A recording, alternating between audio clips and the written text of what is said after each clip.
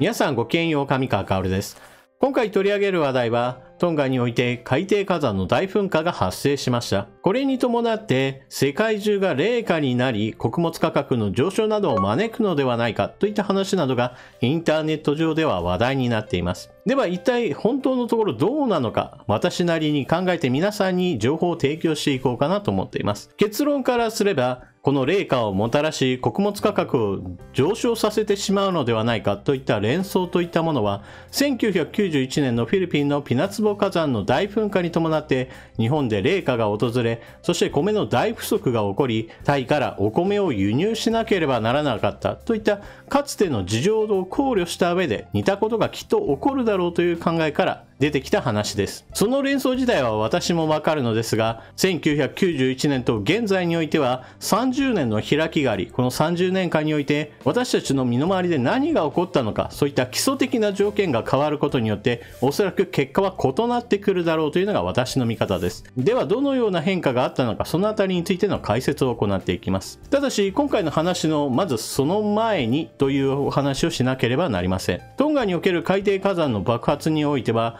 一つ分かっていないことがあります。それは被害の全貌が未だ把握されていないということです。なぜならばトンガにおいては海底ケーブルの電源が喪失してしまい、外部との連絡がなかなか取れない状況というものが発生しているそうです。ですから公式には亡くなった人がどのくらいいるのかというのが全くわからない状況で、今後被害が拡大しないことを祈るばかりです。近隣のニュージーランドやオーストラリアでは飛行機を出して被害の全貌をつかもうとしていたり、また支援のための鑑定の用意なども進めているそうです。日本政府もできることがあるのであれば、このような救助支援といったものに参加してほしいものです。それでは改めて今後の海底火山のその悪影響、どのようなことが考えられるのか、関連情報を見ていきましょう。100年に一度の大噴火、衝撃波が太平洋を揺らす。火山噴火の爆発規模を示す世界共通指標の火山爆発指数 VEI0 から8の9段階は、上から3番目の6に相当するとの見方が出ている。VEI6 は1991年のフィリピンピナツボ火山の噴火以来で、噴出物の量は富士山の宝永大噴火の10倍に相当する。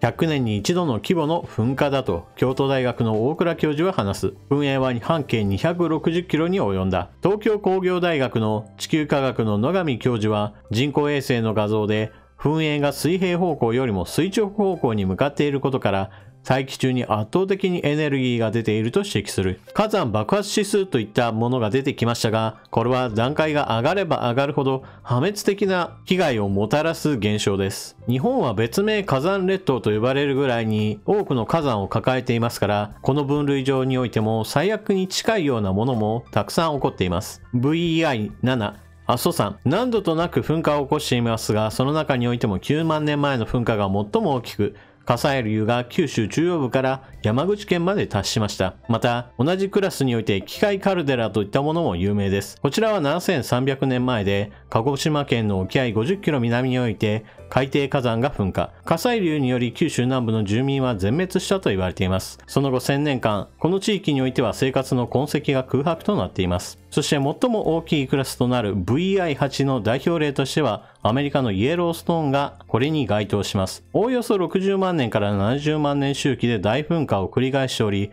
前回の大噴火から64万年が経過しています。もしも過去の例を紐解いて、同様の大噴火が起きた場合においては、アメリカという国家が存亡の危機に立たされるだけではなく、人類にとっても人口が半減するかもしれないようなものすごい大被害をもたらすこととなります。ただしこれはあくまでも何万年単位での考え方ですから、私たち人類が次の大噴火までこの文明を維持できるかどうかといったのは少しまた別の問題となります。それでは火山の爆発指数を元にして、今回のトンガ海底火山の噴火のその影響について考えていきましょう。同級と見られるのが1991年フィリピンピナツボ火山の噴火です。ピナツボ火山の噴火は20世紀最大の噴火でした。そして21世紀に起きたこのトンガ海底火山がまさにその同級だというわけです。ピナツボ火山の影響なのですが、成層圏まで達した粒子により大気混濁指数といったものが上昇しました。その悪影響が3年間に及びオゾン層にも悪影響を与えました。その悪影響の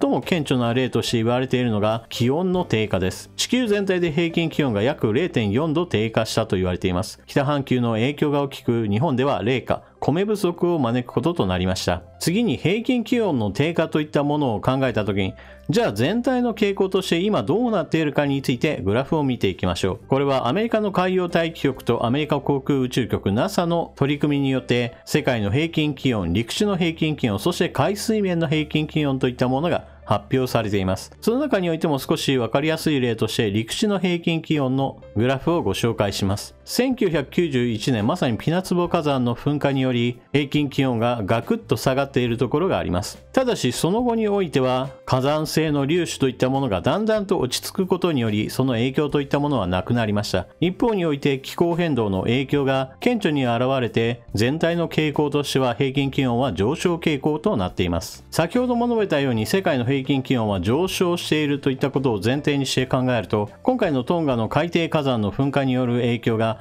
もしもピナツボ火山と同級の被害をもたらすのだとすれば、世界の平均気温は約 0.4 度から 0.5 度低下するものとします。この場合、世界の平均気温は1995年前後まで戻るだろうというのが私の見方です。ただし、噴火による気温低下といったものは、成層圏に達した粒子が地上に落ちる数年間に限定されています。そして以後は影響がない状態に戻ります。これはあくまでもピナツボ火山と影響が同程度だった場合です。ただし、ピナツボ火山の場合だと、フィリピンは北半球であり、日本における悪影響とみられる1993年の冷夏は夏の平均気温が 1.5 度低下しました。世界全体における影響よりもむしろ局所的に出た影響の方が大きかったというわけです。トンガにおける海底火山の噴火といったものは南半球の出来事であり、北半球である日本よりもむしろ南半球のオーストラリア、ニュージーランド、また南米大陸、さらにはアフリカ大陸南部などにおいてその影響が現れるのではないかと私は考えています。世界の平均気温が上昇しているよといったことはすでにグラフで示しましたが、その実例としてのニュースを見ていきましょう。今回の海底噴火の直近の大陸であるオーストラリアにおけるニュースです。オーストラリアで気温 50.7 度、南半球の最高気温に並ぶ。南半球に熱波到来。今週木曜、パースの北に位置する西オーストラリア州の沿岸の町オンズローは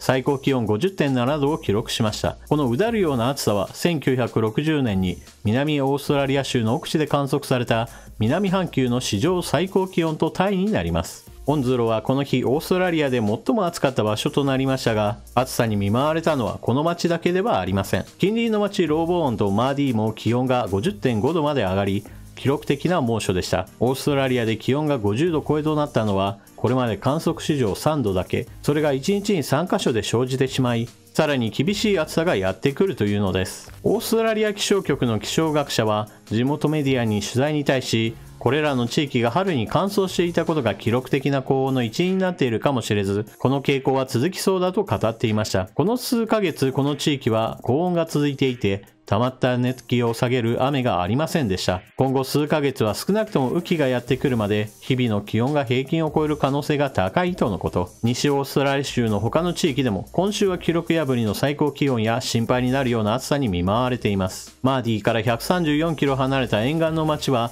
これまでの最高気温 48.2 度を破って 48.4 度を記録。現在は森林火災で56万884エーカー以上が燃えているガスコイン地域も40度に達しました。気象局は金曜日にかけて沿岸部の一部地域には熱波警告を出しており、オンズロは金曜日には49度になると予想されています。化石燃料の燃焼が気候を変動していく中で、オーストラリアでは酷暑が当然のことになりつつあります。同国は近年数々の暑さ絡みの災難に見舞われてきました。中でも2019年から2020年の森林火災では大陸中の野生動物が犠牲になり、米ドル換算にしておよそ15億ドルに膨らんでいます。去年リリースされた気候変動に関する政府間パネルの報告書は、50年に一度だった熱波の発生頻度は 1.5 度の気温上昇で8倍になると警告していました。地獄のような夏を経験したのはオーストラリアだけではありません。北半球は熱波の影響によって昨年の7月が観測史上最も暑い月となりました。そして熱波は現在アルゼンチンでも猛威を振るっています。猛暑が南半球にやってきました。1991年のフィリピンのピナツボ火山の噴火。私は今回の件を同級であるという前提で皆さんにお話をしてきました。それは火山の爆発指数といったものを使ったわけですが、実際のところかなりその内容といったものは大雑把なものであり、実際のところどれだけの噴出物が成層圏に漂っているか、それは個々の噴火によって違います。ですから実際の影響といったものも決して同規模なものになるかどうかというのはこれからの研究待ちであり、あくまでもここでは仮定の話だと思ってください。ただし示されているデータの中においてはそうした仮定とはまた別の問題として、この30年間において世界的な平均気温といったものが上昇傾向が続いてきたという事実は欠かせません。最後に紹介した記事でもオーストラリアでは平均気温の上昇以上にその局所的な熱波といったものに見舞われることがたびたび起こっていることが示されています。ですからトンガにおける海底火山の噴火によって世界的な平均気温が低下したとしても、その平均気温の低下分というものは気候変動の中から言えば20年ぐらい年月を巻き戻す効果はあったとしても、それは一時的な効果としていずれは忘れ去られてしまう可能性があります。また1991年ピナツボ火山の影響で少し間があってから日本において冷夏が発生し米不足が引き起こされたことについて言っても、今回の噴火といったものが南半球で起こったことであり、日本で冷夏が発生し同様の問題が発生するかといえば私はそうはならないと思います。違った形で話は問題化してくるでしょう。なぜならば30年前と現在の日本において主食がそもそも変わっていることを認識しなければなりません。1991年から93年頃においては日本人の主食というものはお米でした。しかし現在において日本人の主食はお米ではありません。消費金額ベースであったり、もしくはお米の出荷量、その推移といったものを見ると日本人のお米の消費量というものは確実に減っています。そもそも論として日本人自体が減っている状態ですから、お米の消費量が増え続けるといったことはちょっと考えられない状況です。その上に核家族化といったものも進んでいますから、お米を炊くよりもパンで朝食を済ませる人というのもたくさんいる状態です。ですからお米の心配ではなく、むしろ小麦の価格について注意しなければなりません。例えば今回の噴火の影響によって気温が大幅に局所的に下がるとしてオーストラリアで被害が発生するとすれば、オーストラリア産の小麦価格に上昇へとつながるかもしれません。この場合価格に最も悪影響が出るのはうどんといった麺類になるかもしれません。またオーストラリア産の牛肉価格が上昇するかもしれません。南米大陸においても同じように気温の低下といったものが作物の被害をもたらすのであれば、穀物飼料の価格が上昇し、それに伴って南米から送られてくる鶏肉の価格などにも悪影響が出るかもしれません。日本はこれら南半球の国々から様々なものを輸入しているわけですが、日々口にしているものの価格がどんどんと上がってくるという問題は十分起こりうる問題だと思っています。ただしその悪影響といったものは私は全世界的に凄まじい勢いで穀物価格を上昇させるほどなのかといえば、そこまではならないのではないかと思っています。なぜならば近年の平均気温の上昇ペースを考えると、噴火の影響による気温低下といったものはむしろ熱を冷ます効果があるので、気候変動問題の緩和です。今や国際政治上においてはいかにこの気候変動に対応するかといったことが問われるような時代になったわけですが、人類全体が何かをしようとしてその影響をもたらすよりも巨大な火山噴火といったものが気温を変えてしまうという、ちょっと自然のもたらす影響が実はすごいんだぞということを分からせる、そのような事例の一つだったかもしれません。なお記事の中で少しお話をしましたが、イエローストーンがもしも大噴火した場合においてどうなってしまうのかについては YouTube で検索ワードとして入れれば結構な数似たような動画が出てくるので、興味がある方はご覧ください。というわけで今回の動画はトンガにおける海底火山の大噴火が発生し、それに伴って1993年の冷夏米不足を連想する人が多かったという話から、じゃあ現在においてどのような影響が起こるのか、私なりに皆さんにデータを提示しました。結論についてはそれぞれの方が自分なりに考えて、かつてのような冷夏が発生するのかどうかについてぜひとも考察してみてください。それでは動画を最後までご視聴いただきありがとうございました。チャンネル登録していない方はぜひともチャンネル登録を、そして動画を見合ったら評価ボタンのクリックもぜひともよろしくお願いします。それでは次の動画でまたお目にかかりましょう。またね。